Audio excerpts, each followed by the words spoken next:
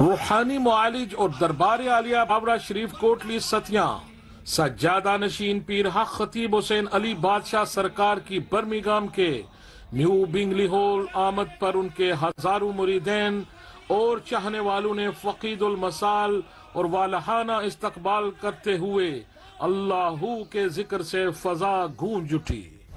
دربار عالیہ بلاورا شریف کوٹلی ستیاں کے سجادہ نشین حق خطیب حسین علی بادشاہ سرکار کی آمد سے قبل نیو بنگلی ہال مکمل طور پر بھر چکا تھا۔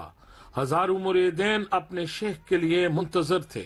برطانیہ بھر سے آنے والوں کی ایک بڑی تعداد ان افراد کی تھی جو کسی نہ کسی پریشانی یا بیماری میں مبتلا تھے اور دم درود اور بابرکت تعویذات حاصل کرنے کے لیے دور دور سے تشریف لائے ہوئے تھے۔ دربار عالیہ بابرا شریف کوٹلی ستیاں کے سجادہ نشین پیر حق خطیب حسین علی بادشاہ سرکار نے میڈیا سے گفتگو کرتے ہوئے کہا کہ اسلام نے امن اور بھائی چارے کا درس دیا ہے۔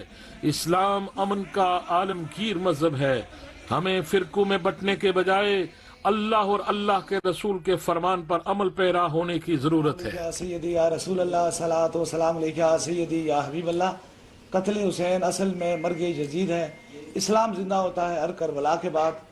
حسین پاک کا مشن جو تھا وہ ظلم کے خلاف جہاد تھا اور مظلومیت کا ساتھ تھا، اس لیے ہر سال جو ہے وہ ایک پیغام جو ہے وہ ایسا کہ صبر والا پیغام، کیونکہ رب قرآن میں فرماتا ہے کہ جس نے بھی صبر کیا وہ کامیاب ہو گیا، اور حسین پاک کا جو مشن تھا وہ صبر والا تھا، اور صبر والے لوگوں کو اللہ تعالیٰ کامیاب کرتا ہے۔ یہ حسین پاک کی سنت کو زندہ رکھتے ہوئے صبر والے جو لوگ ہیں ان کو، صبر کے لوگوں کو، مسلمانوں کو تبلیغ دیے، چاہے ظلم کی کتنی بڑی بھی دیوار ہو، اللہ صبر کے سامنے اسے گرا دیتا ہے۔ شہدائے کربلا کانفرنس سے پیر حق خطیب حسین علی بادشاہ سرکار نے یہ پیغام دیا کہ امام حسین علیہ السلام نے اسلام کی خاطر اپنی اور اپنے خانوادے کی جانوں کے نذرانے پیش کر کے رہتی دنیا تک مثال قائم کر دی۔ رب نواز چغتائی، آج نیوز، A1 TV، برمنگھم۔